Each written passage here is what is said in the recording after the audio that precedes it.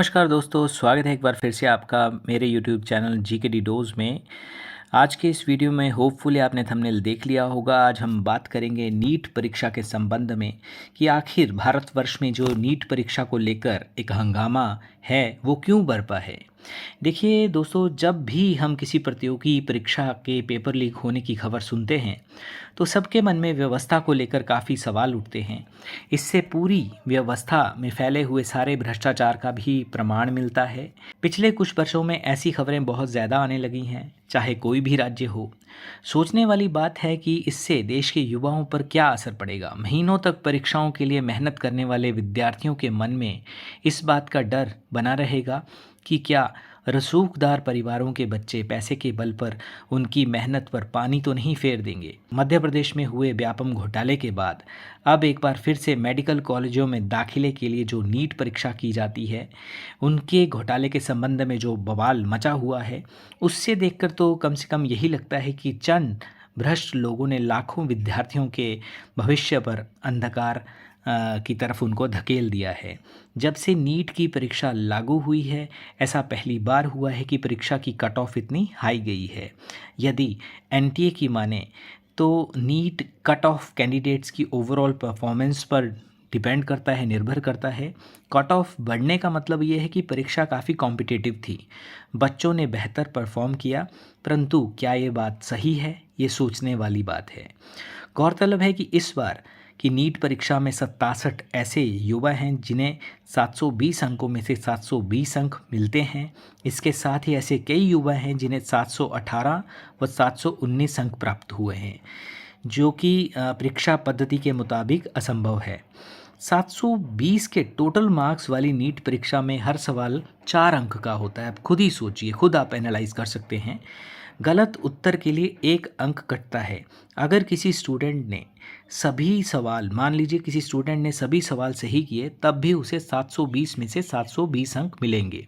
अगर एक सवाल का उत्तर नहीं दिया तो उसे 716 अंक मिलेंगे, और यदि एक सवाल गलत हो जाता है तो उस सूरत में उसे 715 अंक मिलने चाहिए। लेकिन 718 या 719 किसी भी सूरत में नहीं मिल सकते। जाहिर है कि तगड़ा घोटाला हुआ है।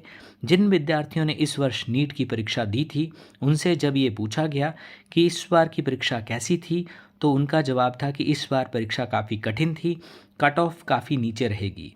एनटीए द्वारा एक और स्पष्टीकरण दिया गया है जिसके मुताबिक इस बार टॉप करने वाले कई बच्चों को ग्रेस मार्क्स भी दिए गए हैं।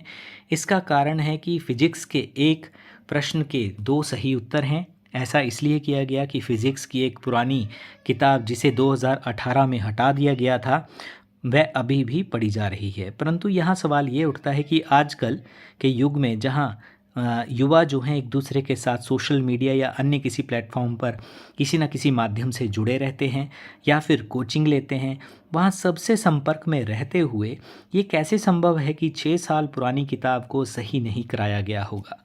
अगला सवाल ये भी उठता है कि एनटीए द्वारा किस आधार पर ग्रेस मार्क्स दिए गए, जबकि मेडिकल जो परीक्षाएं हैं उनमें ग्रेस मार्क्स देने का कोई भी प्रावधान नहीं है।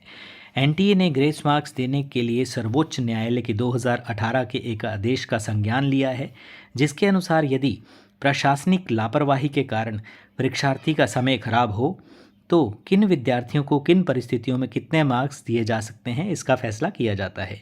परंतु गौरतलब है कि सुप्रीम कोर्ट के जिस फैसले का उल्लेख यहाँ किया जा रहा है वह common law admission test CLAT के लिए था। उसी आदेश में ये भी साफ साफ लिखा हुआ है कि ये आदेश किसी भी सूरत में मेडिकल या इंजीनियरिंग की जो परीक्षाएं हैं उन पर लागू नहीं होगा। परंतु एनटीए ने ना जाने किस आधार पर इस आदेश को संज्ञान में लिया और ग्रेस मार्क्स दे दिए गए। नीट परीक्षा का ये मामला अब सुप्रीम कोर्ट के विचाराधीन है और अदालत ने नीट परीक्षा करवाने वाली एजेंसी एनटीए को व केंद्र सरकार को नोटिस जारी कर जवाब मांगा है।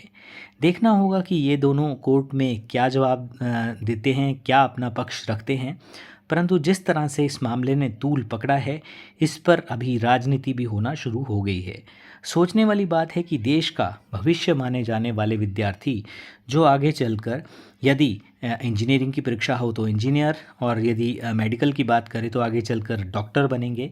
यदि इस प्रकार के भ्रष्ट तंत्र के चलते किसी मेडिकल कॉलेज में दाखला पा भी लेते हैं तो क्या भविष्य में एक अच्छे डॉक्टर बन पाएंगे, या पैसे के बल पर वहाँ पर पेपर लीक करवाकर मुन्ना भाई एमबीबीएस की तरह सिर्फ डिग्री ही हासिल करना चाहेंगे, चाहे कोई भी ज्ञान हो या ना हो। सवाल सिर्फ नीट की परीक्षा का ही नहीं है। पिछले कुछ वर्षों में अनेक प्रांतों में, अनेक राज्यों में सरकारी नौकरियों के लिए होने वाली प्रतियोगी परीक्षाओं में भी लगातार घोटाले हो रहे हैं, जिनकी खबरें आए दिन मीडिया में प्रकाशित होती रहती हैं। एक मध्यम वर्गीय या निम्न वर्गीय परिवार के पास खुद की ज़मीन जायदाद, खेतीबाड़ी या कोई दुकान ना हो तो नौकरी ही एकमात्र आय का सहारा होती है।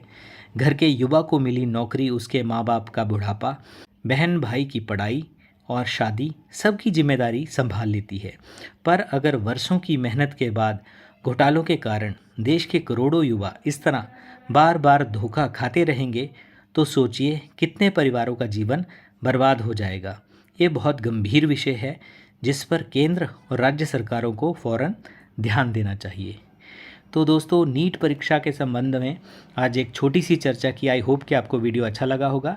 चैनल को सब्सक्राइब ज़रूर करें और वीडियो को फैमिली और फ्रेंड्स के साथ शेयर करना ना भूलें। वीडियो देखने के लिए आपका बहुत बहुत आभार। बहुत बहुत धन्यवाद।